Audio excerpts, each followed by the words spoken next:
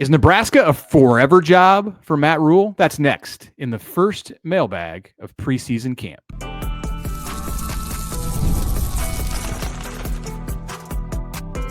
You are Locked On Nebraska, your daily Nebraska Cornhuskers podcast, part of the Locked On Podcast Network, your team every day. Good morning, and thanks for making Locked On Nebraska your first listen every day. We are free and available wherever you get podcasts and on YouTube, part of the Locked On Podcast Network, your team every day. And today's episode is brought to you by Gametime. Download the Gametime app, create an account, and use the code LOCKEDONCollege for $20 off your first purchase. All right. Hello, everybody. Friday, August 1st. Here we go. Made it. Yeah. Can you believe it? The first week of camp is nearly over, although there's a big practice tomorrow night under the lights at Memorial Stadium on Saturday night, which people can go to.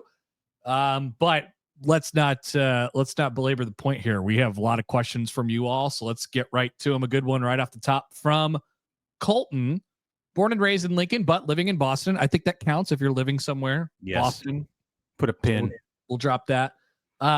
What if Matt Rhule really turns around Nebraska and we become a top 10 team consistently? Will Matt Rhule stay? Is this a forever job? And what if Penn State opens up?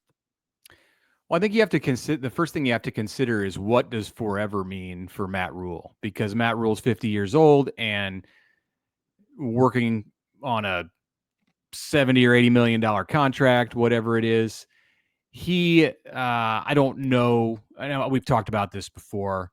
I'm not going to make any bold predictions. It's not my place to say that someone's going to retire in X number of years or coach into their 60s or whatever. But it's Tom Osborne coached until he was 60. I don't think Rhule's going beyond that. In fact, he may not go that far.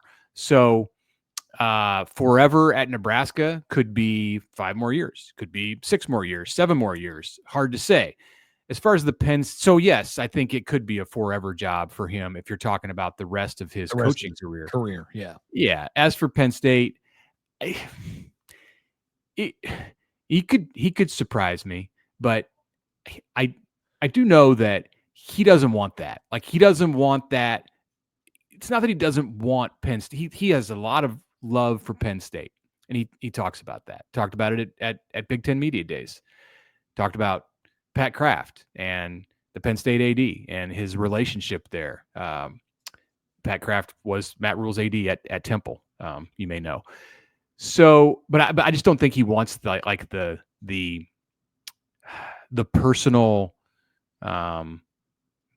strife, the potential strife that comes with being the head coach at your alma mater. I don't think it's something that he'll ever pursue.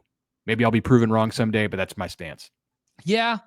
I don't know. Like, people always wonder about this. They have, like, since the first day Matt Rhule got here. I just don't really spend my time thinking about it that much. Sure. I know that's like not an answer to the question.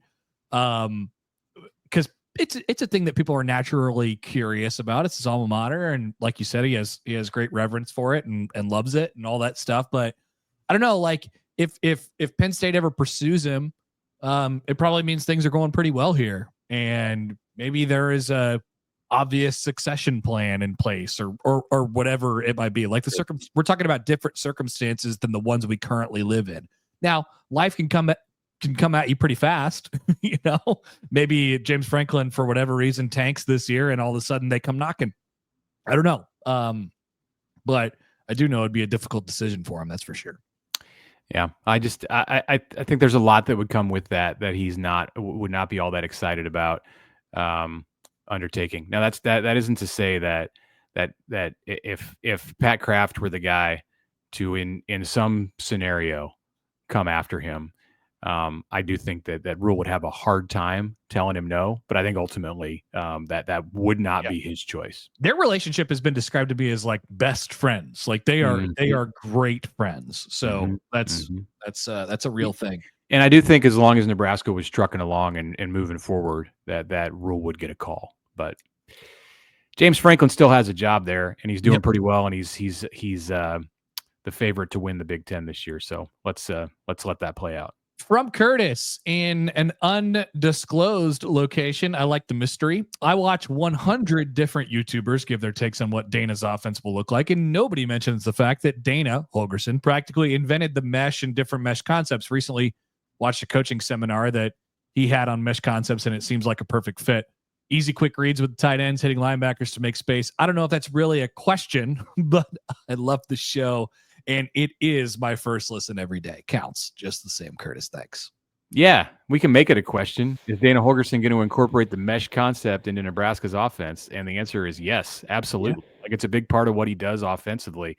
Nebraska was not running that before Dana Hogerson got to Nebraska. That was not a part of what Marcus Satterfield did offensively.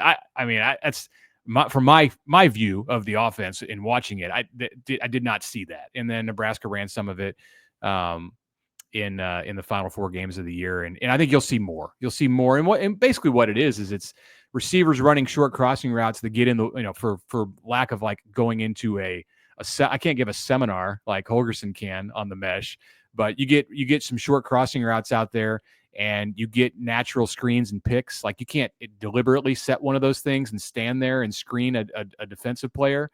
But if it's part of the route, you absolutely can. And there's a mesh point where they meet up, and ideally you spring a ball carrier around the mesh point. Nebraska will run some of that, and I think Nebraska has good personnel with the likes of Ja'Cory Barney and Cortez Mills and Emmett Johnson and some others to make it work. Yeah, and there's a lot of stuff you could do off of that. I mean, his offense is simple but really difficult to stop, and he's evolved a lot over the years.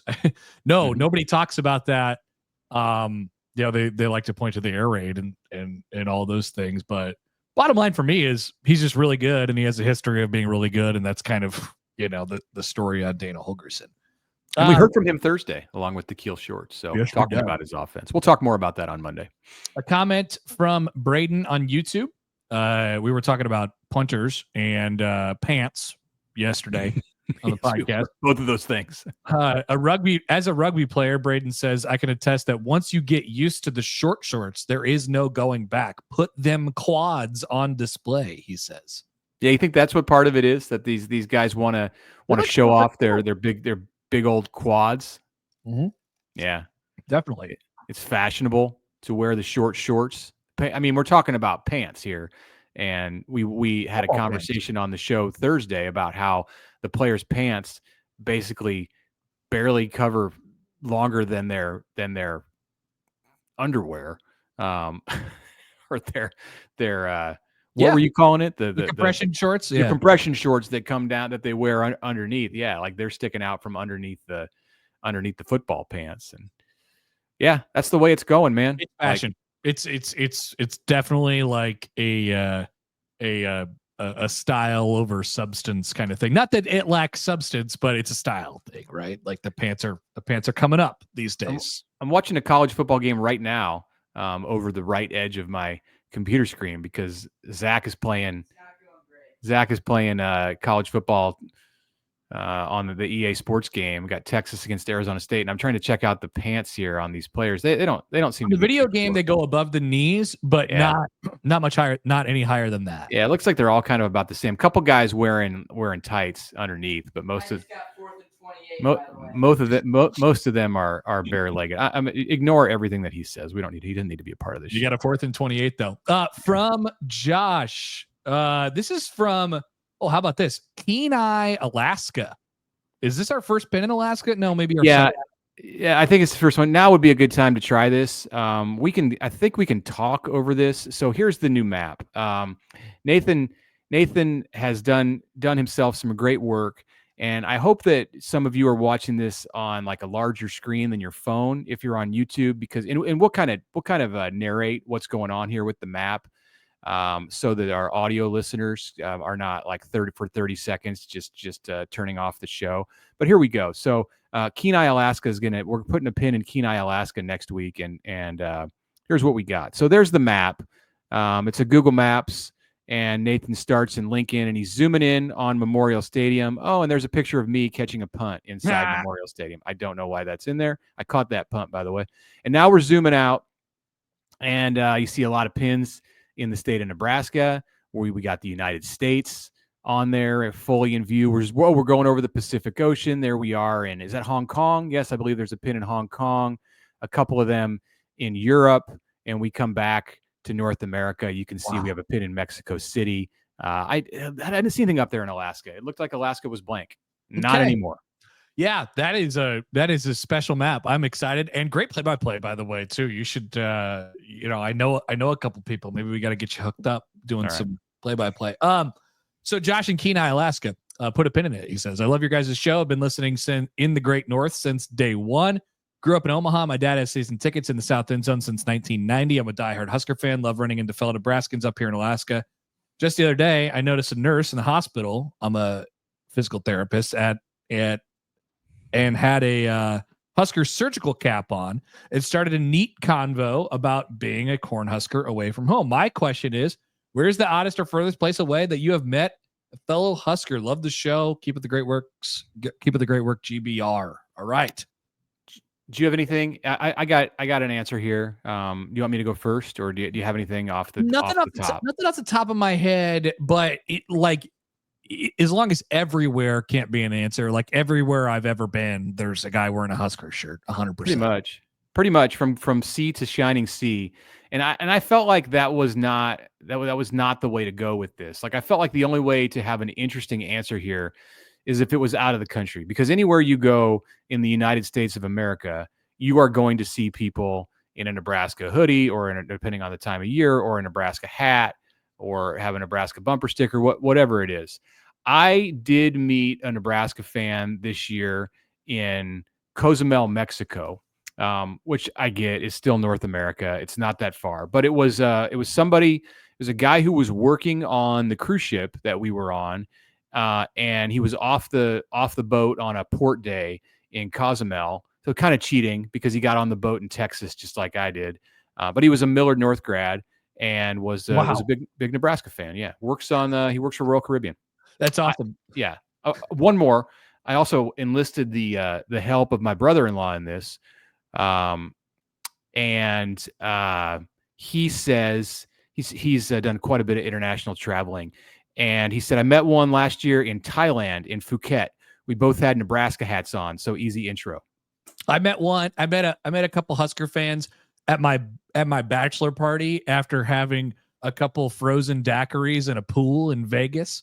And I was so excited to run into, we just talked about Scott Frost for a long time. Yeah, that was a few years ago now.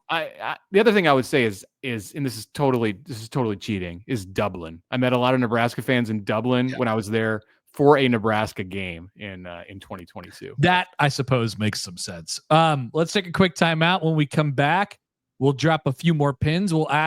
Somebody will ask if Dylan Riyola is the right fit for Dana Holgorsen's offense after this.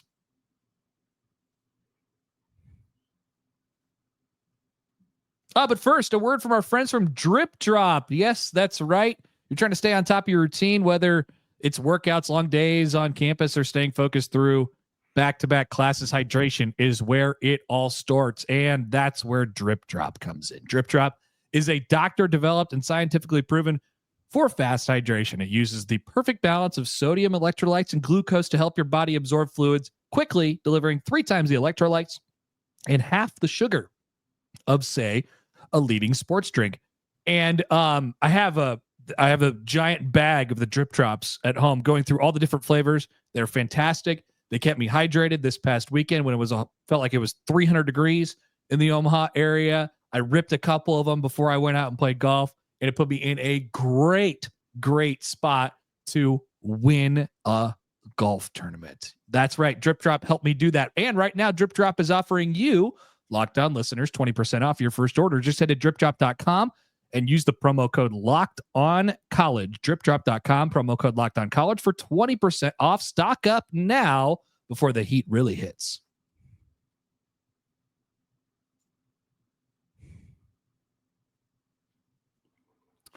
I think the heat is here. I think the heat has been here, and it's coming back. It is coming back. It's August 1st. It's August 1st. All right, you can take over. You're taking us out of this break, right? Or is it me? No, it's me. Welcome back. Mitch Sherman, Connor Happer with you. Friday mailbag episode of the Locked On Nebraska podcast. It is August, and I did want to say this. I wanted to say thank you to all of our viewers and listeners of this show. We, in the month of July, had the second most successful month in the history of our little podcast here, which dates back to April of 2024, at least in terms of audio downloads. So we can see those numbers. And on the last day of July 31st, we surpassed every month. We had already surpassed many of them, except for September of last season in the month of the Colorado game and all of that. So think about that. July. Yeah. Fantastic. And it just makes, and I know it makes me excited for the reach that we can have with Nebraska fans here as we go into August and a whole month of football. That by the end of this month, we're going to have a game to react to, and we'll spend an entire week here pretty soon breaking down a game before we get to Nebraska. Well, we're not going to break the game down. What are we kidding? We're going to talk about the stuff that we talk about heading into Nebraska Cincinnati on August 28th. So thank you to all the listeners. And of course, the viewers on YouTube too for making that happen in July. Let's go to John Henry in Omaha. I echo those thoughts, by the way. But hello from Minneapolis. Just visiting. No pin allowed. I'm sure there's a pin in Minneapolis. There's a pin there. Yeah, I checked during the flyover. A couple months ago, it seemed like all the Cornhusker football pundits were pumping the brakes on expectations for the 2025 season. Now the Kool-Aid seems to be flowing again.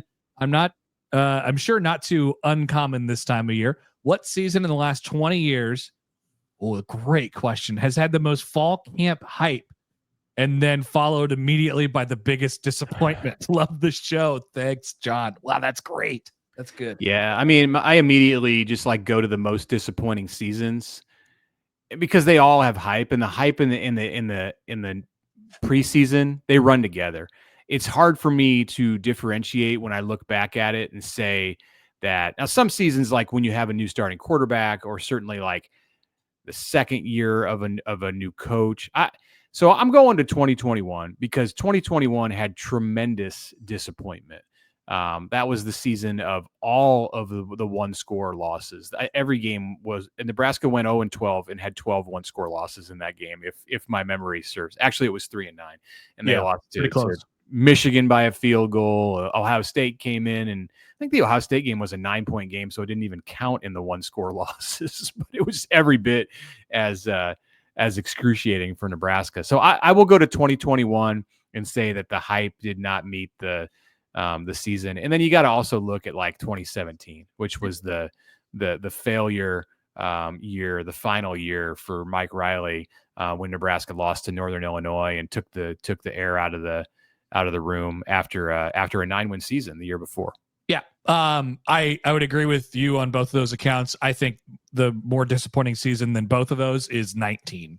Oh yeah, year two. Year two for Frost. Year two for Frost. Adrian Martinez has all this hype, and the preseason expectations are they're going to win the Big Ten West. They're a top 25 team going into the year. They had won 4 out of their last 6. They'd almost beat Ohio State. They almost beat Iowa after starting 0-6. Like, no reason to think that was going to happen, and then it just fell apart. It did happen. I will also say, to finish this, 2007 was a very disappointing year, coming off of a couple of good seasons. In Bill Callahan's second and third years. Nebraska won the bowl game, in 06, or that was a loss to Auburn. 05 was the bowl win against Michigan. So anyway, a couple of nice bowl games that Nebraska had in the Cotton Bowl and the Alamo Bowl going into 07. USC on the schedule, a lot of hype for that 07 season. Sam Keller, was the quarterback. This was like the beginning of transfer quarterbacks. You got this guy from Arizona State coming in. He's going to throw for 4,000 yards. And the next thing you know, USC's driving a semi-truck through the Nebraska defensive line. And it went south in a very bad way. Richard on YouTube, just a comment here, but it's an interesting talking point. Richard says, I don't think Dylan Riyola is the quarterback that this offense requires. He went the whole season last year and didn't make any improvements from the beginning to the end of the season. Yeah, I'll take issue with that. I think he did improve. I think that Dylan was a better quarterback, and late November and December than he was in September. Now, I mean, did he put up the same kind of numbers against Iowa or Boston College that he did in non-conference season against Colorado or the other teams that I've forgotten at this point that Nebraska played last year in September?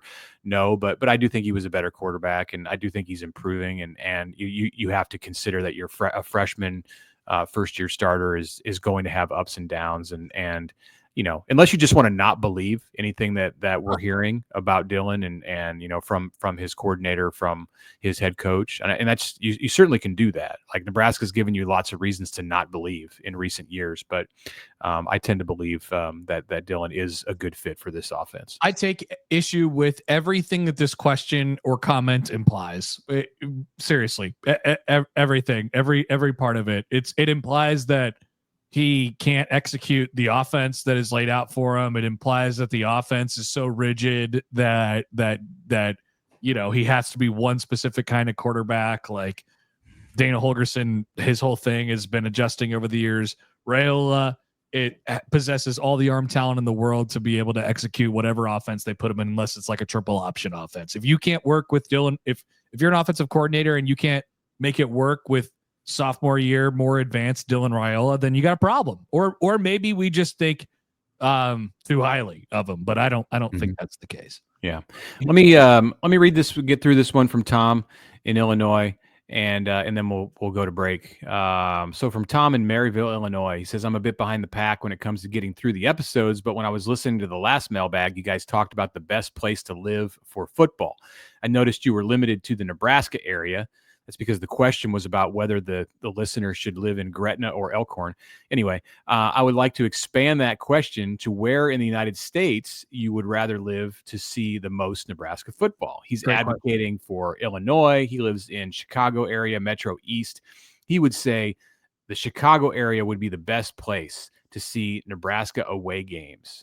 If you're born and raised in Nebraska, the odds are you've seen your fair share in Lincoln. Plus, some of the away games are super affordable, so the average Bear would be able to catch a game without paying that Nebraska legacy cost. I didn't see a lot of Bears at games. Talking about the Chicago Bears here, or what's going on? But so Northwestern's pretty much at home. West Lafayette 2 hours, Madison 2 hours, Champaign 2:15. These are Tom's estimates. Ann Arbor 3 hours, Iowa City 3.5, East Lansing 3.5, Bloomington 3.5. Call me Midwestern in wanting to drive all over, but there's a lot of good football to be seen. And you can get to Notre Dame and other places that are close by. Yeah, he's right. He's right. I mean, there's probably not very many better places to live to for, you know, if you want to be like in a radius, like a 3-hour radius of college football teams. I'm sure there is, like, mathematically. I thought initially this question was like, where in the country would you? I don't know. I took it differently. So my thought went to Denver because I like the mountain time zone, because I like when college football games start at 10, and that's nice. I don't know if I'd go all the way to the West Coast, so college football games started at 9. But give me some Denver. You could still check everything out. Still Midwestern. Games start at 10. The West Coasters like it though. They're like, you know, we're done by a decent hour, and you can get up and have breakfast or a Bloody Mary or whatever, and watch college football. They're used to it, so they like it. I don't like 9 a.m. football. I've been out there on Saturdays, and it just seems weird. Okay, we're going to take a break, come back with more questions, including one where we're talking about respect. That is next. All right, welcome back. Now. Got an ad. I think I have an ad here. Okay. We got an ad. Okay. Game time. There's an ad. Have you ever decided at the last minute to head to a ball game with friends or family? Maybe it's game time, game day, and suddenly you realize you want to be in the stands. Maybe you want to be at a Nebraska football game at Arrowhead Stadium. Maybe you want to be at a Nebraska volleyball match that's coming up at Pinnacle Bank Arena. That's exactly where Game Time comes in. It's the easiest way to grab last-minute tickets without the stress. And with the money you save, you can splurge. Maybe you get some food, some merch. Maybe you invite a bigger group of people to come with you because the tickets were cheap.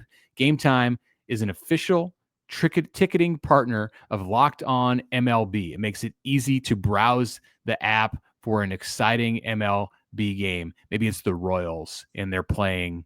I don't know. Who are the Royals playing tonight? The Royals made a trade today, by the way. They're going to Toronto tomorrow. play the Blue Jays tomorrow. If you're in Toronto and you want to go to a Royals game, I would suggest that you go check out Gametime because it takes the guesswork out of buying tickets. Download the Gametime app, create an account, use the code LOCKEDONCollege for $20 off your first purchase. Terms apply. Again, create an account, redeem the code LOCKEDONCollege for $20 off. Download the Gametime app today. Last minute tickets, lowest price guaranteed.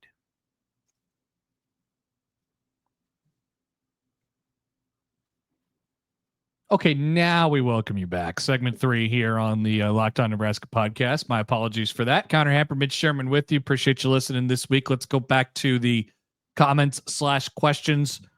45 Paisley took issue with us saying that Nebraska was being disrespected in some sort of way. He said, disrespect? What decade are you living in? The Huskers have underachieved every year since 2017. Oh, it goes back. Well, I guess since 2017 is right. Meaning they lost more games than they were projected to. Respect is earned, and they have earned nothing but disrespect. Yeah, we had a number of comments in the YouTube comments section, like 45 Paisley, and that's why we included this in response to our Wednesday pod. So we were talking more about individual players, and this was in response to the Locked On College Football 100 list that had Dane Key and Dylan Riyola in the 90s. And you could say that that's a respectful place. As we documented during that show, there was one Michigan player on that entire list. There was one USC player on that entire list. So if Nebraska's being disrespected, what's going on with those two programs? Yeah, this is in the eye of the beholder, and you cannot argue with his point that to earn respect, you should win. And Nebraska is, I believe, the only power conference team in the country to hit the under on its win totals in each of the last would be 7 years. So 8 years. It's 17 to 2024. That's 8 seasons. Not good. Not good. No, not at all. So yeah, sorry for asking the question, Sorry, we apologize. Here's Justin. Not sure if you guys saw this. The top 115 wide receivers nationally is ranked by Sports Grid. Dane Key is number 29. Isaiah Hunter is number 63. Iowa's Reese Vanderzee is 69. No Ja'Cory Barney, but 2 Minnesota wideouts, transfers Javad Tracy and Logan Loya, and no Malachi Coleman. That makes sense. I checked it out. I looked at the list, wanted to make sure Justin was right there. No, he's right. He is correct. I know Malachi Coleman. I don't know that I expect Malachi Coleman to be listed in the top 115 receivers in the country. If you're just doing it based off like height, weight, speed, all that stuff, sure. But he's got to prove it on the field. Like a Jeremiah Jones or somebody like that, who's obviously not on this list. I could see putting Ja'Cory Barney on there after the true freshman season that he had. He's going to lead the nation in punt returns this year, he said on Thursday in media availability at Nebraska. So bold statement for sure. Rocco Spindler said that Nebraska expects to win the Joe Moore Award as the top offensive line in the country this year. So they were confident in not holding anything back. For Nebraska to have two guys on this list, that's fine. I think that's good. Holgorsen, in talking about Nebraska's receivers today, said that Key and Barney are the 1-2 at this point.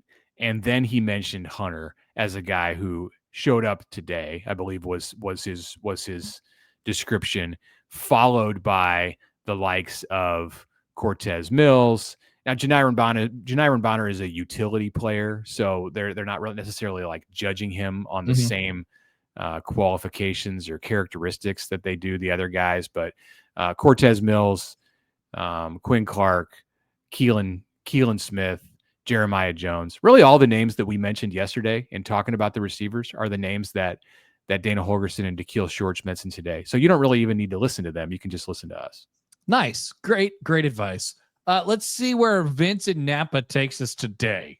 Usually a road to get there. Let's say, happy Friday, fellas. I'm not asking for a pin, but give me a shout out to Dillon Beach, California, where I'm spending part of my day today to decompress on my vacation as I give an obscure anecdote. Here we go. I found a historical NFL coaching comp to Matt Rhule. Look no further than Napa Valley native, Calistoga to be specific. In 2022, Pro Football Hall of Famer Dick Vermeil. Both are similar because their overall record might not look impressive and is deflated as they took over franchises or programs that needed extensive fixing. Here's a deeper dive. Vermeil's year 1 and 2 records combined with Philadelphia, St. Louis, and Kansas City is 32-61. His year 3 marks at such places are 38-14, including a Super Bowl in '99 in St. Louis. Rhule in year 1, 8-28 at his 3 stops. 5 of those wins, of course, coming at Nebraska. 20-18 in year 2, and 21-7 in year 3. Of course, year 3 at Nebraska coming up. What does Rhule's year 3 at Nebraska bring? We shall see. I realize eras and levels of competition are different, but you could see the aforementioned common denominators. Is that such a crazy comparison? No, it's not crazy. You can compare Matt Rhule and Dick Vermeil if you'd like. I mean, there's probably other ways to compare them too, beyond just what they did in year 3 at their jobs. So that's fine.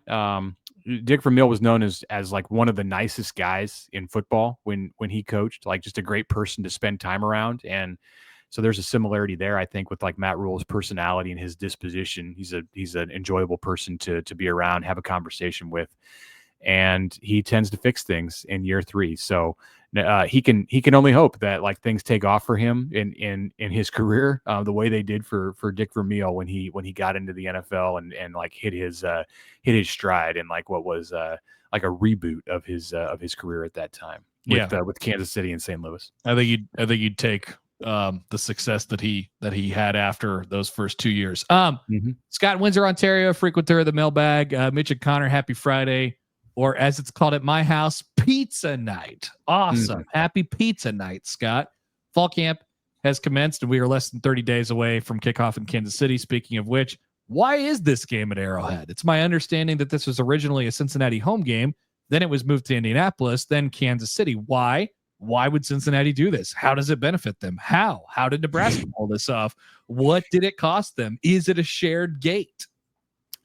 I feel like I've been answering all the questions. You want to tackle this one from Scott? Yeah. So here's why Cincinnati moved it. Because they're going to basically sell out the stadium and they get 75% of the gate. So they're also, they're in control generally of all the operational pieces of the game. It's their home game. Probably not quite as much interest as there would have been at Lucas Oil Stadium in Indianapolis, although Nebraska fans still would have traveled. So it's an opportunity for Cincinnati to have a game, help fund their athletic department. I'm dead serious. Like that's a real thing there. Maybe at the expense of their football team, because Nebraska fans will indeed travel, but they know that, and that was part of the equation. That's why they did it. Cincinnati is not a cash-rich Big Ten program. Life is different in the Big 12, and just look. You can look over to Ames, Iowa, and see how finances are being handled there, or to Manhattan, Kansas, to get a sense of what it's like at Cincinnati. You get a guarantee like that, and you're gonna jump at that opportunity in many cases. So the move from Indy to Kansas City more than doubled what Cincinnati's guarantee was in as far as ticket sales. So that's why the Bearcats chose to make that move. They're going to do pretty well. I'll ask this one and we can both comment. Greg in Broken Arrow, Oklahoma, another frequenter of the Mailbag. Last one. Hi, fellas. My perspective on the Oklahoma fan base is, having lived here for the past 20 years, is that they care about the Red River rivalry with Texas and really do not give a hoot about Nebraska. However, you can always tweak them by reminding them that no, it was not a clip during Rodgers' run in the game of the century. Nice. Yeah, we had a question/comment last week about Nebraska and Oklahoma and how the fans in Sooner Country feel about the Huskers. So this is a response to that. That's the vibe that I get too, is that the Oklahoma fans, they respect Nebraska, but they love to hate Texas. And that is great. That is a good. Now, there are not many Oklahoma fans around who remember the 1971 game of the century. You got to be, well, I shouldn't say that. I mean, people in their early to mid 60s remember that game, but it's getting to be the older generation for sure. So someday, you're not going to be able to get under the skin of OU fans by talking about 1971. In fact, I don't really know how much that impacts most of them today. Ask him about basically the entire 90s and or the 2001 quote unquote game of the century as well. That might help. And they come back with the 2000 game or the 99 game. Oklahoma, very quickly got Nebraska out of its rhythm when Bob Stoops came. Actually, it was the 2000 game was Stoops' first win over Nebraska, I believe, and the 99 game, Oklahoma did not beat Nebraska in 99 if they even played that year. So, all right, I'm rambling, but thank you, Greg, for the question. Excellent. Thank you all for listening, and we look forward to another excellent month in August. Enjoy your weekend, and we remind you that thank you for making us your first listen today. For your second listen, the Portal Show is live for you. Brian's got you covered there. You can find him on YouTube or wherever you get your podcasts.